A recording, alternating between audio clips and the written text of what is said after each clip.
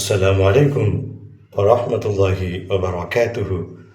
உங்கள் அனைவரின் மீதும் ஏக இறைவனின் சாந்தியும் சமாதானமும் உண்டாகட்டுமாக. சிந்தனைக்கு சில மணித்துளிகள்.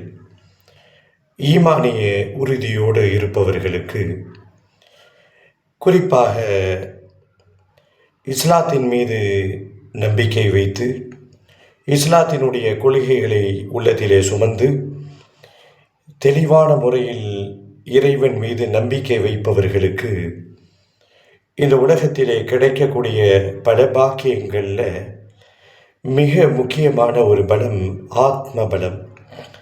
மன உறுதியை அல்லாஹ் அவனுக்கு கொடுத்து விடுகிறான். எவ்வளவோ பெரிய பிரச்சனைகள் வந்தாலும் நிலை குலையாமல், துவண்டு போகாமல், நொந்து கொள்ளாமல், எவ்வளவோ பெரிய பிரச்சனைகளையும் சமாளிக்கக்கூடிய பக்குவத்தை ஆன்மீகத்தில் திளைத்திருப்பவர்கள், இஸ்லாத்திலே நிலைத்திருப்பவர்கள், இறைவன் மீது முழுமையாக நம்பிக்கை வைத்திருப்பவர்கள் பெற்றுவிடுகிறார்கள். மற்றவர்கள் சில துன்பங்களுக்கெல்லாம் துரும்பு போல சில துன்பங்களுக்கெல்லாம் ஆடி போகக்கூடிய நிலையில், நிலை குலைந்து போகக்கூடிய நிலையில், மழை போல வருகின்ற பிரச்சனைகளையும் கதிரவன் கண்ட பனித்துளிகளை துகள்களைப் போல அவர்களை விட்டும் இலகுவாக விலகி செல்வதை நாம் பார்க்கும் பொழுது வியப்பாக இருக்கிறது. ஆம், ஆத்ம பலம் உள்ளவர்கள், ஆன்மீகத்திலே நாட்டம் உள்ளவர்கள், பேணுதலாக தொழக்கூடியவர்கள், தர்ம சிந்தனையோடு வாழ்பவர்கள், உறவுகளை பேணு வாழ்பவர்கள், மற்றவர்கள் விஷயத்திலே நலனிலே அக்கறை கொள்பவர்கள் எல்லாம் இந்த மன உறுதியை இறைவன் தரப்பிலிருந்து வெகுமதியாக நிறைய உண்மை சம்பவங்களை சொல்லலாம்.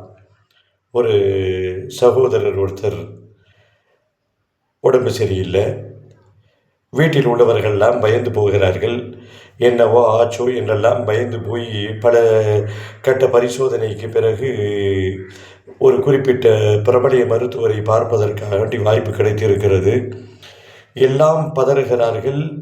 யாரின் மீது அக்கறை வைத்து பதறுகிறார்களோ அவர் அலட்சியமாக இருக்கிறார். போய் மருத்துவரிடத்திலே சந்தித்து மருத்துவர் பேசுவதற்கு முன்பாக இவர் கொட்டி விடுகிறார்.